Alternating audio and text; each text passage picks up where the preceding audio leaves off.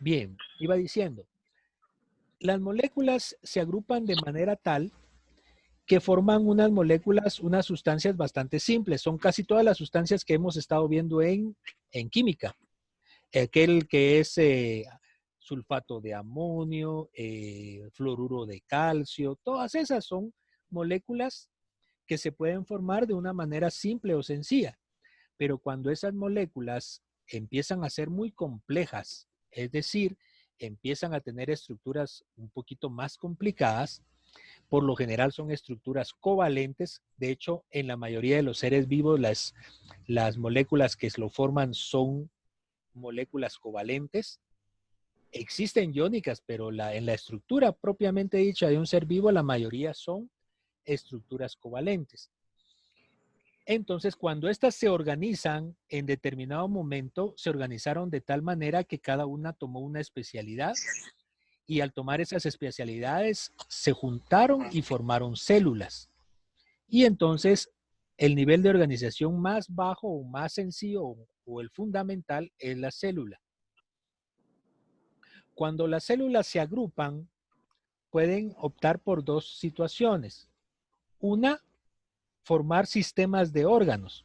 Es decir, que primero forman tejidos y después los tejidos se unen y forman órganos. No sé si me explico. Si varias células se juntan, forman primero tejidos, después órganos y estos dos forman sistemas de órganos. Por ejemplo, tenemos en la boca. En la boca aparece la lengua. La lengua es una mezcla de un tejido muscular, o sea, células especializadas que son de músculos, son motoras, sirven para moverse. También hay células epiteliales con terminaciones nerviosas que sirven para sentir. Y hay otros tipos de células que al juntarse cada una cumple una función, pero forman un órgano.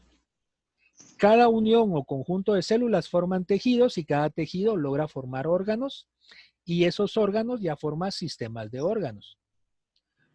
Por ejemplo, les decía que un tejido muscular con un tejido epitelial, con un tejido conjuntivo, se unen y forman, por ejemplo, un órgano que es la lengua.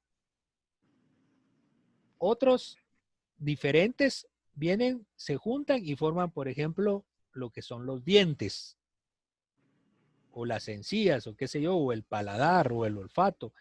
Y cuando ya se juntan, ya forman un sistema de órganos. Pensemos, por ejemplo, en el corazón. El corazón está formado inicialmente por células, pero hay células cardíacas musculares y células cardíacas lisas. Esas se organizan de tal manera, hay tejido epitelial que recubre el corazón. Entonces, el corazón forma un órgano, que es obviamente, perdón, estos tejidos, tejido cardíaco, tejido muscular, tejido epitelial, se unen y forman el tejido cardíaco.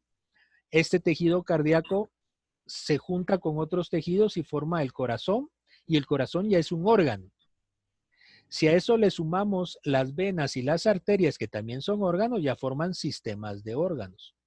Entonces es como que otro sistema de organización de la vida. Sin embargo, a veces las células se juntan y no forman ni tejidos ni órganos, o sea, no se vuelven tan especiales, sino que simplemente se juntan y forman comunidades. Entonces forman organismos, a veces que son organismos multicelulares. Por ejemplo, las bacterias son organismos tan sencillos que se pueden unir, pero para formar colonias, ellos no forman organismos. Sin embargo, algunas como la medusa de mar, son células, es una unión, no, tal vez es un mal ejemplo, tal vez los protozoarios, ¿cómo les digo yo?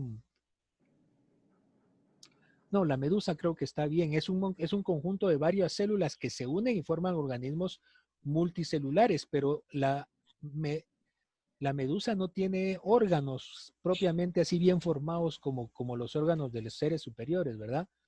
Sino que solamente son organismos multicelulares que están unidos por conveniencia. Si yo junto a un montón de estos organismos de la misma especie, y yo junto una población. Pensemos, por ejemplo, un conjunto de cebras, ¿sí? Se forman varios organismos y el organismo es la cebra, es la especie. Pero un montón de estas cebras ya forma una población. Pero las cebras viven en la sabana donde conviven, ahí sí que tal vez no es la palabra correcta, pero conviven o están cerca o interactúan con las hienas, con los leones, con las gacelas, los venados. Entonces ya ellos que están en la misma comunidad, perdón, están en el mismo territorio y comparten más o menos vínculos ecológicos, se les llama comunidad. Estos niveles sirven porque la biología pretende estudiar de aquí para arriba. Sin embargo, debe auxiliarse de la parte que no son seres vivos. A esto se les llama organismos bióticos, mientras que a esto los vamos a considerar organismos abióticos, es decir, que no están vivos.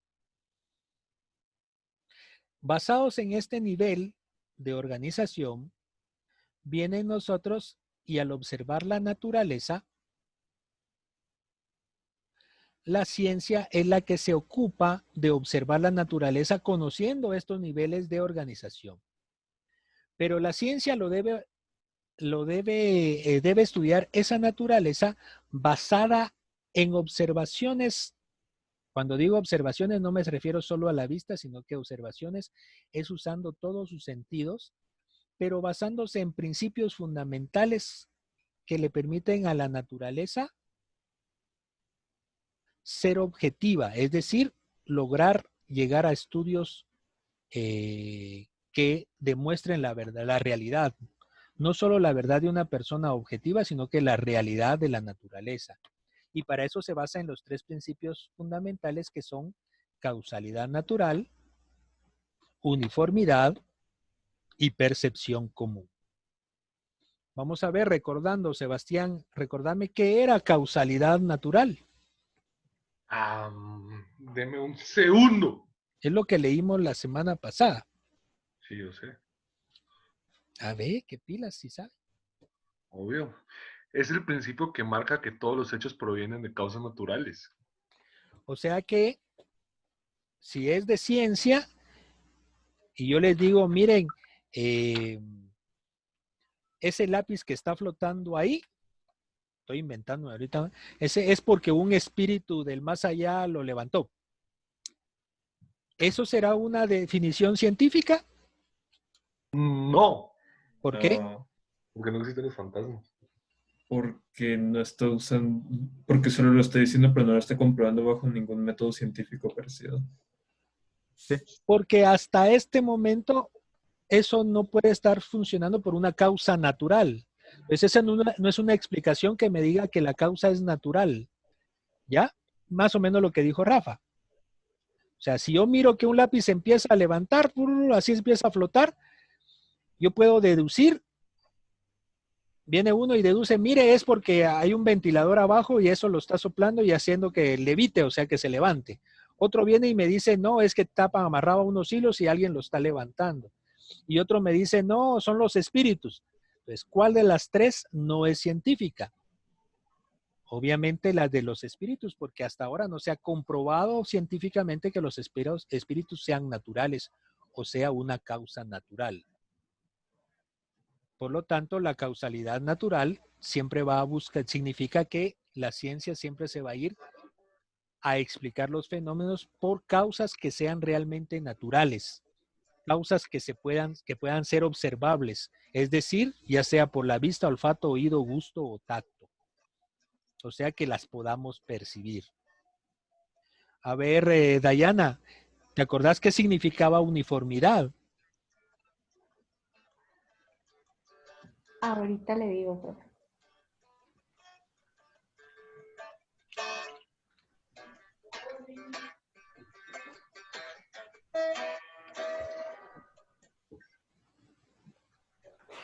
Es que en sí no hay como una definición Profe, concreta, solo dice que la uniformidad es el espacio y el tiempo.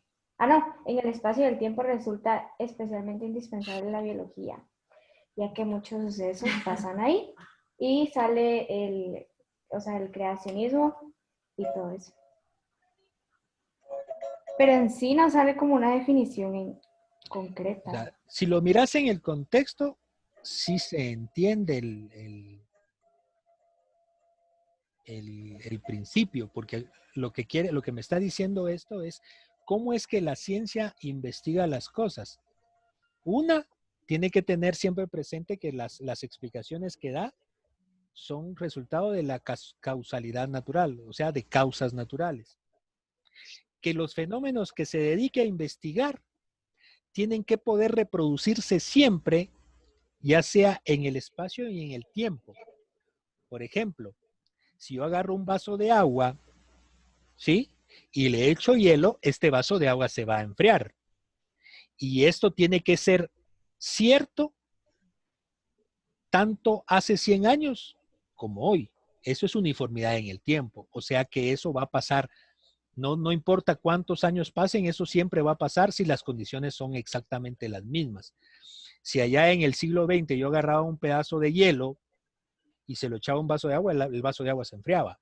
Eso no era común. O sea, esa es que el fenómeno funciona tanto hoy como hace 100 años o va a funcionar igual dentro de 1000 años, si las condiciones son las mismas. Y en la uniformidad del espacio es que esas mismas cosas pueden suceder aquí o pueden suceder en Europa. Si las condiciones son las mismas, el fenómeno se tiene que poder repetir, o sea, tiene que ser igual, uniforme, tanto en el espacio, o sea, en el lugar en que se haga, como en el tiempo en que se haga. Por ejemplo, venía un científico y dice, bueno, yo voy a medir cuánto tarda en caer una pelota desde un edificio desde 20 metros de altura. Vaya, eso lo voy a hacer hoy y lo voy a repetir el experimento dentro de 10 años. Viene y resulta que los resultados que hago hoy son exactamente los mismos resultados que se obtienen dentro de 10 años. Caen a la misma velocidad. Eso es uniformidad en el tiempo, porque el fenómeno se repitió, no importando el tiempo en que se realizaba el ejercicio. Pero también puede haber uniformidad en el espacio, porque puede ser que yo haya dicho, bueno, voy a ver cuánto tarda en caer esta pelota de 20 metros de altura, cuánto tiempo tarda, y resulta que da la misma respuesta que si yo me voy a Europa, a un lugar que esté a la misma altura a la que está la ciudad de Guatemala. ¿Por qué? Porque tengo que repetir las mismas condiciones, aunque no sean en el mismo lugar.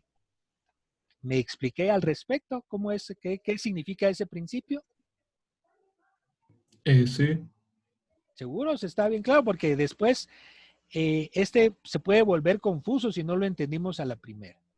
O sea, si no lo entendimos ahorita. Y el último principio dice que es percepción común. ¿Qué significará eso, Rafa?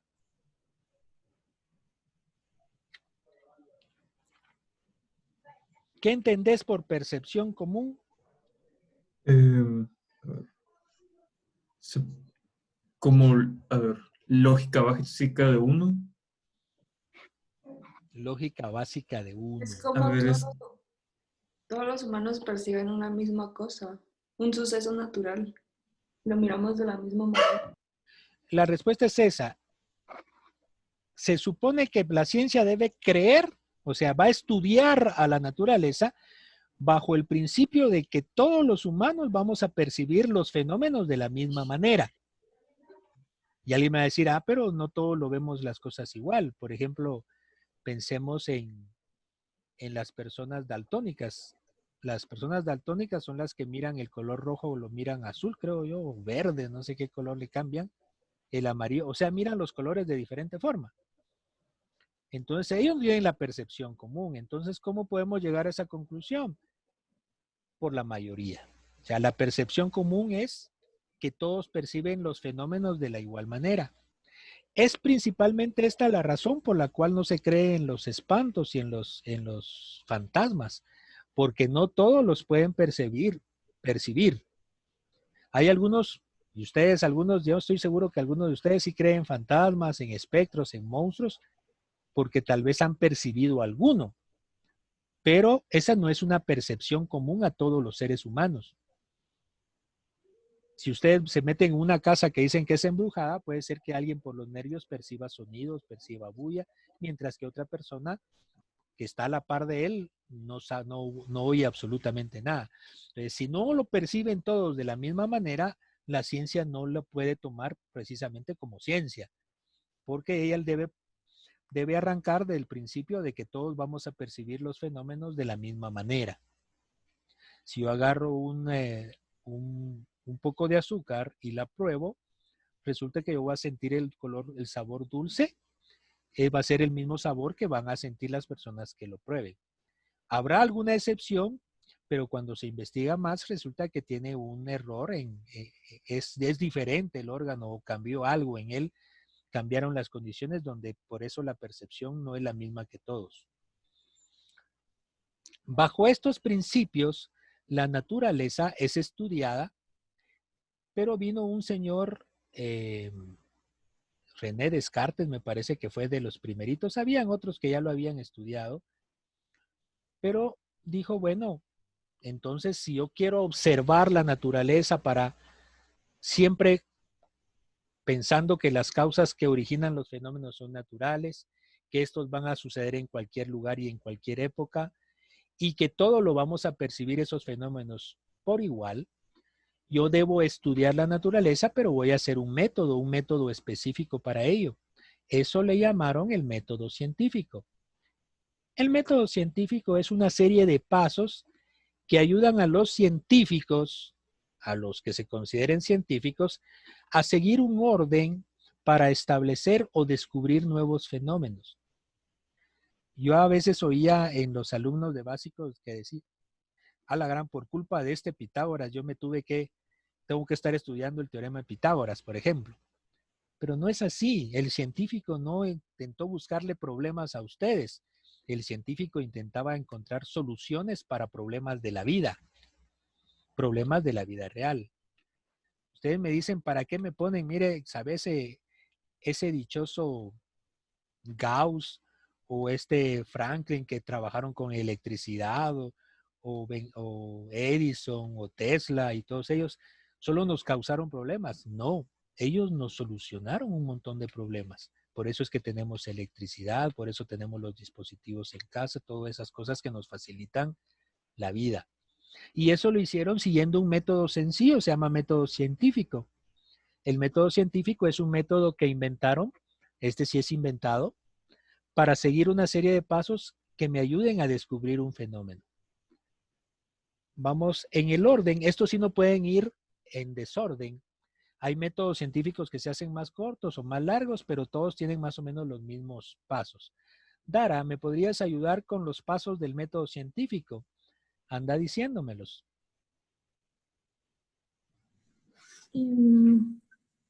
¿Cuál es el primero? Observación. Ese sí tienen que sabérselo de memoria. Ese siempre es el primer paso del método científico.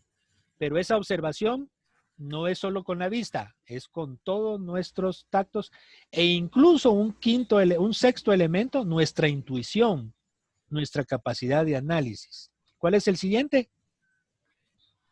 Pregunta. Pregunta. Hipótesis. Cuando yo observo con detenimiento un fenómeno, no estoy hablando de que me encuentro en la calle un viejito con cabeza grande y 3 ojos, por eso le llamo fenómeno. No, fenómeno me refiero a cualquier acontecimiento que ocurra en la naturaleza y al cual yo lo observo y me pregunto por qué sucede ese acontecimiento. Por ejemplo, veo un rayo, observo que hay un rayo, pero la observación es, veo el relámpago, unos segundos después oigo el sonido del relámpago, mi poder de análisis ve que hay nubes, entonces me pregunto, ¿por qué sucederá eso? ¿De qué estará formado ese rayo? ¿Por qué el sonido viene después de que se mira ese destello? Entonces vengo yo y digo, voy a formular una hipótesis. Probablemente por esas nubes que están ahí, cuando chocaron, la fuerza del choque es lo que yo miro y ese es el relámpago y el sonido que se oye después. De tal manera que el sonido me llega más tarde. Estoy diciendo o estoy inventándome, o sea, esa es la hipótesis, es una respuesta tentativa a lo que yo estoy observando. ¿Cuál es la siguiente, Dara? Predicción, Predicción. experimento y conclusión. Entonces, como yo llegué a la hipótesis, debe ser por eso que sucedió el fenómeno. Yo digo, entonces la próxima vez que hayan nubes y de ese color y más o menos a la altura, lo más probable es que vaya a haber otro de esos rayos, otro de esos relámpagos. Y después de ese relámpago voy a escuchar un trueno. Pero no pasa. Hay nubes nuevamente y ya no se mira ni el relámpago ni el trueno. Estoy diciendo, entonces, ¿qué habrá pasado? Mi hipótesis estará mala. Y es cuando dicen, bueno, entonces, ¿por qué no lo procuro reproducir yo, pero controlando los datos? Voy a procurar de responder por qué es que ocurre ese fenómeno. Y procedo a la experimentación. Probablemente la experimentación es el proceso más largo, porque ese depende de las experimentaciones, es de donde han salido miles y miles de leyes de la física, de la química, de la matemática y de todas las ciencias. Experimentando, experimentando, experimentando, experimentando, y llegan de último a una conclusión. Cuando yo estudiaba me decían, no le llamaban conclusión, sino que se llega a una ley o a una teoría científica. La teoría científica es muy parecida a la hipótesis, pero la diferencia es que la teoría científica se da después de mucha experimentación. Y la ley se establece cuando ya no hay lugar a dudas. Esto pasa siempre y no hay para dónde. Las leyes científicas, aunque parecieran que son un montón, realmente son muy pocas. Por ejemplo, la ley de la gravedad. Esa sí es cierta en cualquier situación. Se ha determinado que esa es una ley porque siempre va a funcionar. En cambio, el teorema todavía le faltan muchas experimentaciones para que pueda convertirse en ley.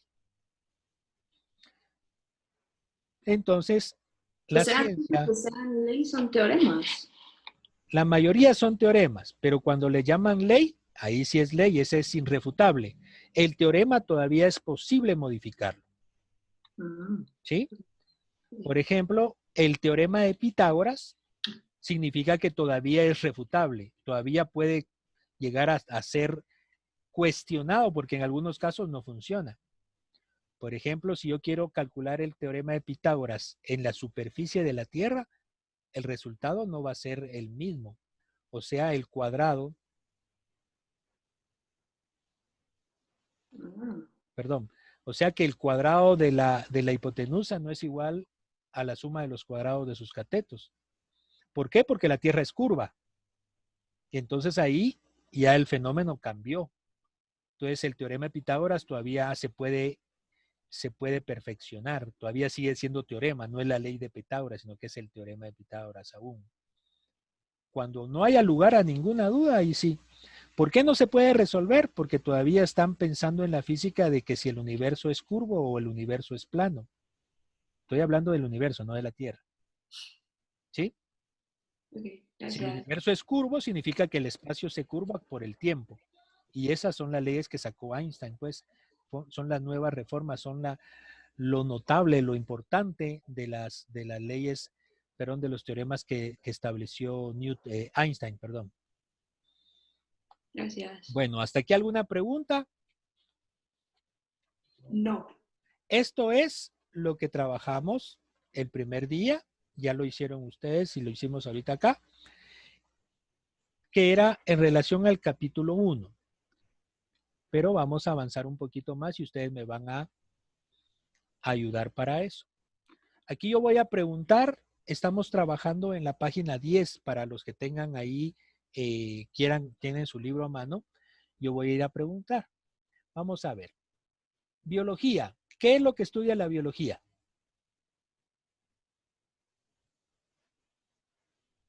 Los seres vivos, ¿no?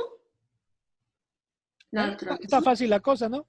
Estudia los seres vivos, que tienen las siguientes características. ¿Alguien antes de ver el libro se recuerda cómo les explicaban en primaria qué era un ser vivo? ¿Cuáles eran las características de los seres vivos? Les daban 3. Me acuerdo yo. A mí en primaria sí me lo enseñaron. Un ser vivo es aquel que... Tiene huesos. No. ¿Que qué? No. En Está primaria eso se lo compuesto por decía. células. No, en primaria solo recuerden. ¿Qué les decían? ¿Cuáles son las características del ser vivo? Que Está vivo. nace, respiran. dice que O nace. sea, Nace, crece, se reproduce y muere. Ya vieron, eran 4, ¿ah? Nace, crece, se reproduce y muere. O sea que estaba facilito la cosa. Pero ahora ya me la subieron y ahora me están dando 7 características de los seres vivos. Y hay algunos científicos que le ponen muchas más características. Yo no me voy a basar solo en estas 7. Y entonces ahí sí escucho a Rafa y que me decía, pero una característica es que está formado de células. Entonces vamos a ver las primeras características. La primera de ellas es que están compuestos de células y las células tienen una estructura compleja y organizada. Pablo, ¿cuál sería la siguiente? Siguiente característica de los seres vivos. ¿Cuál? No sé, ¿crece? No. Ando algo perdido, profe. Yo, Sí, porque profe, no están poniéndome atención, ¿va? Sí, yo, Jorge. los seres vivos se responden a los estímulos de los ambientes. Responden a los estímulos del ambiente. Va. ¿Qué significa que responden a estímulos del ambiente? Para estar vivo, si yo le hago algo al ser vivo, ese ser vivo me responde. Pensemos en una célula.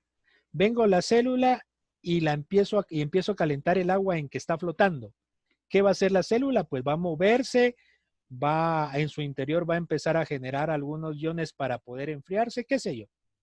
Si yo miro una cosa que es como una piedra y agarro una aguja y lo pincho y resulta que esa piedra empieza a moverse y empieza a correr, esa no era piedra, era un ser vivo. ¿Por qué? Porque responde a los estímulos que se den en el ambiente. A veces resulta difícil determinar un ser vivo y se puede determinar por esto. Por ejemplo, un cactus antes se tenía y decían, mire, ese no es un ser vivo, pero se notó que ese ser vivo sí respondía a las estímulos que le podían proporcionar el medio ambiente. Ahora sí, Pablo, el tercero. No sé, profe. Mano, ¿en qué estás pensando? ¿En qué estás concentrado? Estamos en la página 10 y 11. Es que todavía no he abierto mi libro. ¿Y por qué no? Si no estamos en biología desde hace media hora. No lo encontraba, profe. Valentina, ¿cómo vas? ¿Podés decirme cuál es el tercer principio? La tercer característica. Profe. ¿Perdón? Los seres vivos obtienen nutrimentos. ¿Quién me habló ahorita? Natalia. Ajá. Sí, pero obtienen No es- nutrimentos. Los seres vivos mantienen activamente su compleja estructura y su ambiente interno. Este proceso se denomina homeostasis. Profe, pero es que también dice los seres vivos responden a los estímulos de su ambiente. Sí, pero Sí, esa era la por eso. siguiente. Vamos a ponérselo y valérselo ahí con la siguiente. Los seres vivos usan materia y energía de su ambiente y los convierten en diferentes formas. Esos son nutrientes, no nutrimentos. ¿Ok? Pero regresemos al anterior. Este es bien importante. Para que un ser vivo sea vivo, debe mantener una homeostasis, es decir, un equilibrio entre él y su medio, o sea, su medio ambiente. Fíjense que nosotros los seres humanos tenemos nuestro cuerpo diseñado para que pueda sobrevivir entre más o menos los 28 y los 38 grados centígrados. Si el medio ambiente sube más de 38 grados centígrados, o sube mucho, yo estoy dando solo un rango más o menos por ahí, pero si la temperatura sube demasiado, o sea, hace demasiado calor, nuestro cuerpo empieza a reaccionar procurando generar una forma de enfriarnos. Por ejemplo, empezamos a sudar porque saca humedad de nuestro cuerpo como un radiador para que llegue a nuestra piel y la piel con el ambiente se enfríe y así nos enfría a nosotros. Pero si por el contrario resulta que el medio ambiente empieza a hacer mucho frío, anochece y se empieza a enfriar demasiado, nuestro cuerpo empieza a temblar. Acuérdense, cuando hay frío sentimos temblores. ¿Por qué? Porque quiere, a través de la vibración, quiere que nuestro cuerpo se caliente o recupere energía. Entonces, lo que hacen los cuerpos o los cuerpos de los seres vivos es intentar hacer una reacción a las consecuencias, o sea, una reacción al medio ambiente, de tal manera de que nuestros límites de supervivencia no se sobrepasen o no se hagan menores, ¿verdad? O sea, de mantener un equilibrio, y no solo estoy hablando de térmico, sino que un equilibrio en todos los sentidos. Por ejemplo, en acidez. Si, no sé si ustedes miran documentales, pero hay unos seres vivos que nacen en los como volcanes submarinos. Se les llama, ¿cómo es que le llamaban a esos? Fumarolas, creo que le llaman. Ahí la temperatura, si un hombre estuviera ahí, saldría puro pollo rostizado, ¿verdad? O sea, no le queda ni la piel. Sin embargo, estas células, para mantenerse vivas, necesitan de esa temperatura. Entonces, en su interior, esas células ya tienen los mecanismos o el diseño específico para ello. Ellas deben mantener, si se les aleja de esas fumarolas, por decirlo así, ellas ya en su interior empiezan a calentarse para seguir manteniendo la temperatura que les exige ese ambiente. O por ejemplo, las morsas, esos que viven en los polos, o los osos polares, tienen que alimentarse bastante para producir grasa. Así que cuando tiene frío o el ambiente se enfría, la misma grasa empieza a proporcionarle calor interno al objeto, al ser vivo.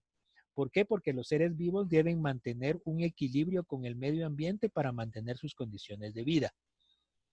Además, los seres vivos obtienen y usan materiales y energía del ambiente.